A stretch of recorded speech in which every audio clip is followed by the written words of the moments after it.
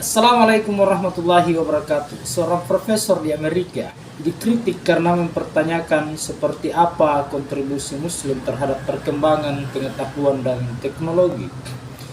Bahkan, dia mengatakan bahwa kontribusi Muslim terhadap perkembangan pengetahuan dan teknologi itu sama seperti satu fakultas dalam sebuah universitas. Seperti kita ketahui bahwa dalam satu fakultas itu biasanya terbagi beberapa jurusan yang secara umum setiap fakultas atau orang-orang yang ada dalam kampus itu melaksanakan 3 hal, yaitu pendidikan, penelitian, dan pengabdian. Nah, ini satu fakultas bisa disimpulkan bahwa kontribusi Muslim terhadap perkembangan ilmu pengetahuan dan teknologi itu sangat kecil. Nah, mengapa kita seperti itu? Cenderung kalah dari beberapa bidang dalam perkembangan pengetahuan dan teknologi. Ikuti terus videonya, jangan lupa bantu like, komen, dan subscribe agar channel ini bisa semakin berkembang dan memberi kontribusi positif terhadap peradaban kita ini. Mari kita mulai.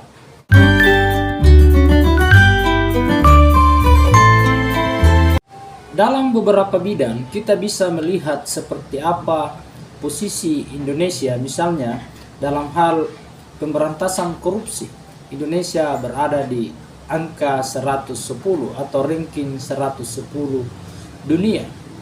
Dalam hal kebersihan, Indonesia tidak termasuk sebagai negara yang paling bersih. Dalam hal pendidikan, Indonesia tidak termasuk negara yang masuk 10 besar ranking dengan pendidikan terbaik di dunia. Dalam hal keamanan pun Indonesia tidak termasuk negara yang sangat aman, tidak masuk 10 besar negara paling aman di dunia. Justru beberapa negara yang notabene-nya tidak termasuk negara yang beragama, sebagian penduduknya adalah orang-orang yang tidak beragama, justru menjadi negara yang paling bersih, negara yang paling aman, negara yang tidak korup. Sebut saja misalnya negara yang tidak korup dan bukan Muslim adalah Selandia Baru. Sebut saja negara Finlandia, negara terbersih dunia yang sempat menyabet terbersih dunia dengan beberapa kali. Padahal sebagian penduduknya itu tidak beragama. Mengapa hal itu terjadi? Mengapa justru orang-orang yang tidak punya ketakutan kepada Tuhan itu justru lebih berprestasi daripada orang-orang yang punya nilai-nilai transenden yang seharusnya dia takuti, yang seharusnya dia jalankan agar kehidupannya semakin lebih baik? Ternyata bisa kita lihat bahwa walaupun Islam itu adalah agama yang cinta kasih, agama yang cinta damai, tetapi buktinya kita melihat bahwa persoalan sedikit saja ribut di mana-mana. Persoalan nasab saja orang berteriak, padahal sudah diajarkan bahwa siapa yang paling bertakwa kepada Allah Subhanahu wa taala, maka dialah manusia terbaik. Itulah yang dilihat oleh Allah Subhanahu wa taala. Bukan persoalan siapa yang punya nasab terbaik maka dia yang akan masuk surga. Selanjutnya, ketika kita dikritik, biasanya kita mencari-cari alasan. Misalnya kita dikritik kalah dalam hal ilmu pengetahuan, kalah dalam hal kekayaan. Biasanya kita mencari-cari alasan. Ada alasan yang sangat klasik, misalnya tidak ada masalah kita tidak kaya di dunia, yang penting kita masuk surga nanti. Tidak ada masalah misalnya, sama seperti kalau kita mengatakan mereka maju ilmu pengetahuannya, kita kalah dalam hal teknologi. Ini juga bisa dijawab, tidak ada masalah kita kalah dalam hal itu, yang penting kita masuk surga. Padahal kalau kita kembali ke agama Islam, ayat yang pertama turun itu adalah perintah membaca. Bacalah, maka itu artinya belajarlah. Karena dengan belajar sebenarnya kita bisa menjadi orang-orang yang unggul, kita bisa membaca tanda-tanda kekuasaan Tuhan. Dengan belajar kita bisa semakin beriman. Walaupun di sisi lain kita mendapati ada orang yang semakin pintar, semakin cerdas, justru meninggalkan agama dan tidak percaya kepada Tuhan. Tetapi itu kembali ke individu masing-masing. Seharusnya karena agama kita ayatnya yang pertama adalah perintah belajar, kita harusnya semakin sangat giat untuk belajar, semakin giat untuk melakukan penelitian, melakukan banyak hal agar kita menjadi orang yang unggul, bukan justru mencari-cari alasan-alasan klasik yang kurang masuk akal. Kadang juga ada alasan seperti ini. Tidak usah belajar misalnya matematika karena itu adalah ilmu dunia. Justru karena ini ilmu dunia, kita harus menguasai itu agar kita banyak melakukan hal-hal yang positif supaya kita menjadi bagian dari peradaban itu.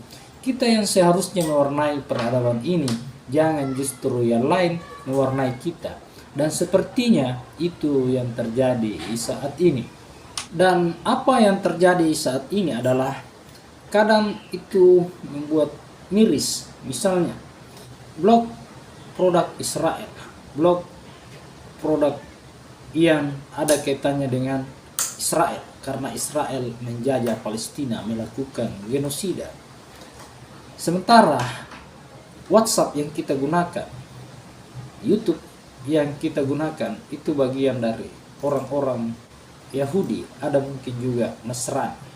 Jelas teknologi-teknologi ini itu sebagian besar pemiliknya adalah orang-orang Yahudi atau Nasrani.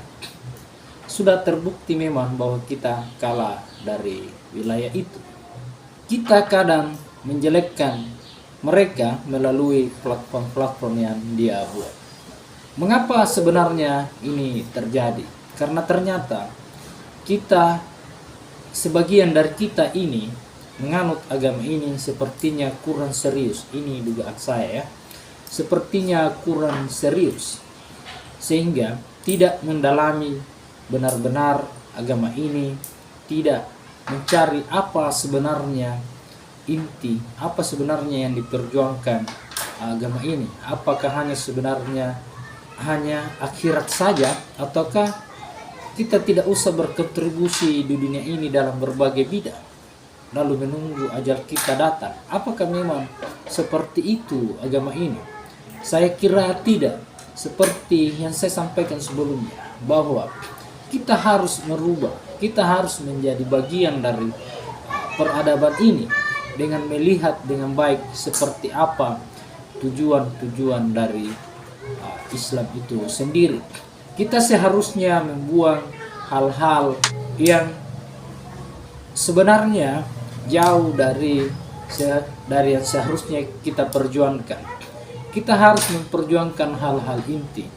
Karena ketika seperti ini terus, kita hanya berkutat pada perdebatan-perdebatan yang berulang. Misalnya satu hadis yang ternyata itu hampir setiap saat diperdebatkan. Kita tidak pernah selesai dari persoalan yang sama. Misalnya satu objek yang kita perdebatkan, kita kadang mengulangnya kembali di masa yang akan datang. Seharusnya diselesaikan dan disepakati. Apalagi yang berkaitan dengan wahyu, itu sudah mutlak harus kita sepakati bersama. Jangan lagi kita kembali mempertentangkannya, karena kesibukan-kesibukan seperti itulah yang membuat kita sebagian tidak berpikir yang lain, sehingga mereka yang memikirkan hal lain itu semakin mengungguli kita. Misalnya orang-orang berpikir ke planet Mars, kita masih bertengkar soal masa. Jelas pastinya kita akan kalah dari berbagai bidang ketika cara-cara keberagaman kita masih seperti ini. Saya bukan bermaksud untuk menjustifikasi atau menjelekkan agama saya, karena saya juga Islam. Saya berharap sekali cara-cara beragama kita ini semakin membaik di masa yang akan datang, tetapi itu dimulai dari sekarang, supaya agama ini benar-benar memberi kontribusi positif terhadap perkembangan dunia di masa yang akan datang. Terima kasih yang telah menonton. Sekali lagi mohon dibantu subscribe agar channel ini semakin berkembang dan memberi kontribusi positif baik saat ini maupun di masa yang akan datang. Assalamualaikum warahmatullahi wabarakatuh.